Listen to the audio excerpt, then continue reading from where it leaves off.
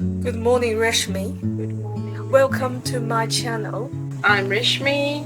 I am a Auckland business owner. I have owned some of these businesses from 1991. Prior to that, I've worked in corporate businesses.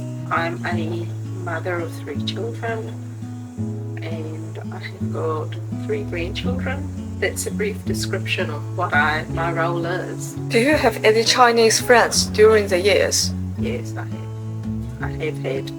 Look, I've got some really good Chinese friends. In the last few years, I've travelled to China as well, and that allowed me to understand Chinese people a lot better. When did you immigrate to New Zealand? So I personally migrated to New Zealand in 1979. Why did you immigrate to New Zealand? Look, I remember when my parents migrated. So my parents came to New Zealand first with my brother and my sister. In 1979, I remember a big, huge family discussion was whether I was to remain in Fiji or whether I was to come over here. I was given the choice, and honestly, I didn't want to migrate personally myself over here. I love Fiji and I love my grandparents, so I just wanted to stay back for family reasons. But my mum said that she needed help, so to look after my siblings, so it was begrudgingly I migrated to New Zealand. But I know that when my parents were talking about which country they would go, because my dad went to Australia, he really loved Australia and he wanted to migrate to Australia. But my mum always had very firm belief that New Zealand was a better country for us to migrate, and she pretty much said that it was because she wanted it was a good place for her children to grow up. So one of the biggest driving factor for my family in the end was to bring us and give us a better lifestyle and good education. So they believed that education was very important. So that's why the choice was New Zealand, not Australia. So growing up in New Zealand, what has that experience been like for you? Look, it was very, very hard in the beginning. It was very hard settling in New Zealand. I was bullied a lot when I was at school because I was very tiny and petite and very small. So I did get bullied a lot at school.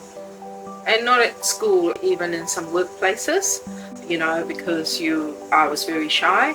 So people tended to intimidate you a lot more.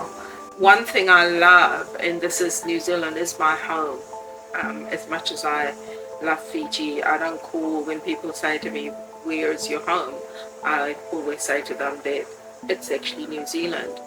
And it even surprises me because just got so many great, wonderful things.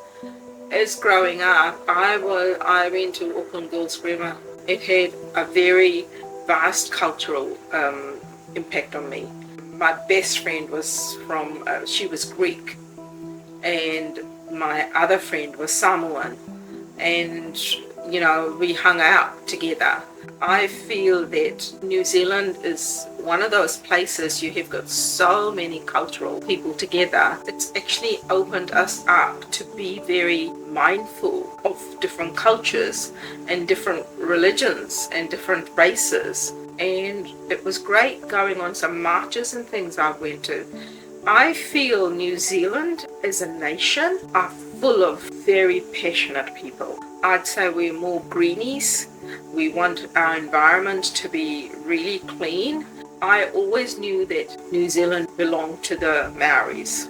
So as an Indigenous myself, I feel that you always have that standing where you really do become very understanding and tolerant. And I always knew that this is somewhere I live, but I was also very mindful of the Maori culture. It's great to see that the Maori culture has become more of a culture now. But when I first migrated here, there really wasn't that much about Maoris, and you really didn't have that much literature or that much stuff about Maoris, and I learned more about Maori people and how they're so close to my culture. We believe in families. So New Zealand, I feel, is one of the most amazing places on this on this earth. Yeah, we call it Middle Earth. Yes, I definitely believe that it is. Yeah. Because it's just got so many vastness, even to our mountains, our volcanoes, our lakes.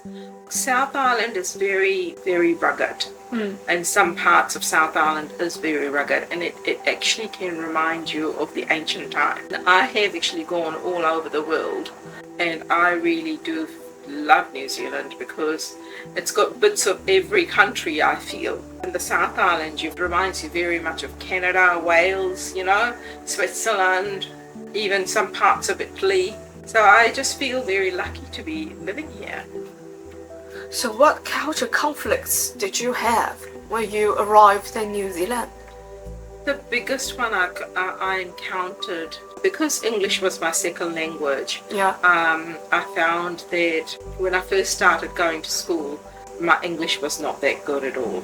And I found that everybody around me spoke English, and I spoke Hindi.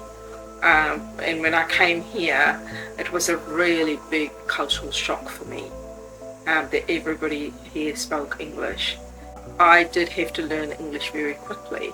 So that was one of the biggest shock I had, personally. And you said you were bullied. The bullying was actually about, I was dark skinned, and so these Samoan and island people wanted me to be with them, with that group.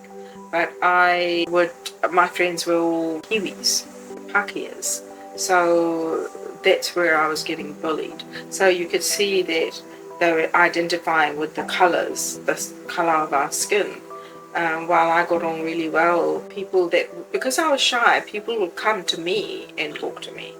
And I was very good friends with Greek girl, and we talked about a lot of things.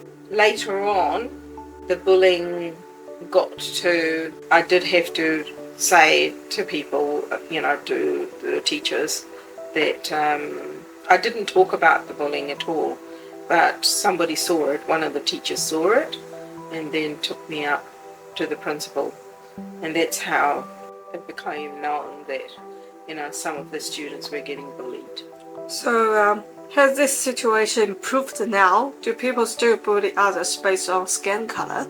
Yes, very much so. My son told me last year, my son went to Otago University and he was in Dunedin. Okay. And he said some woman, a Pākehā woman, absolutely abused him and said, why doesn't he go back where he came from, and called him all sorts of names, racist names. And I find South Island is a bit backward, I feel, and some of the people there actually are intolerant. But it can be not just in New Zealand, it can be all over the world. So what do you suggest new families to do? With new families, as much as it's really, really hard to migrate and come to a new country. Yes, and their children may face the racist thing. Yes, they will face. I would say that even now the bullying happens because of the skin color. My suggestion is, if you know your child is getting bullied, deal with it. Don't bury your head in the sand and condone that behavior, because bullying is definitely not a good behavior. It is someone that's trying to take power over you and someone that's not accepting who you are. So never allow yourself to be bullied. I mean, I was always brought up not to speak out, not to stand up, to be quiet. But being bullied, it really can give you a lot of insecurities when you get bullied. Because I was always reminded, even though I used to play hockey and I was really fast, I could move really quickly. It did remind you how small you are. And, some of the bullies that were hitting me were so much bigger and taller than me, So it is I feel when you're getting bullied, it's an intimidation factor. What else culture conflicts may new families encounter? So one of the things that Indians and Chinese in particular tend to be very loud. And it's not really accepted too much. I've had my European friends, my Kiwi friends, come up and say, oh my God, is that person fighting, or is that person, angry, or what? So, and I found, because I have got Chinese friends, and I have got Maori friends and European friends, I found that that's where the cultural difference comes, because we are used to talking because we're excited, so our speech and the volume goes higher. Even my children struggle with my speech. The differences in the way we live. So look, some people's cleanliness may not be our cleanliness. Sometimes our driving. In Fiji, I'm used to driving in a dirt road, versus here you do have to follow the rules of the country. So you do have to adapt, you have to upskill yourself to actually meet the requirements of New Zealand. You mentioned you're doing consultation. What kind of consultation you're doing? Is it for family or children or parents? Actually, I've had over the years all of them, including business people as well. Families has been, when they've migrated here, they've struggled to be accepted here. Yes. Right? So when they struggle to be accepted here, you do have to teach them the New Zealand way. So they have a more integrated life. Yeah, would you like to give us more lectures about how to be accepted in New Zealand? Yes, of course. Well, see you in the future videos and Yes. lectures. Yes. Thank you, Reshmi. You're welcome.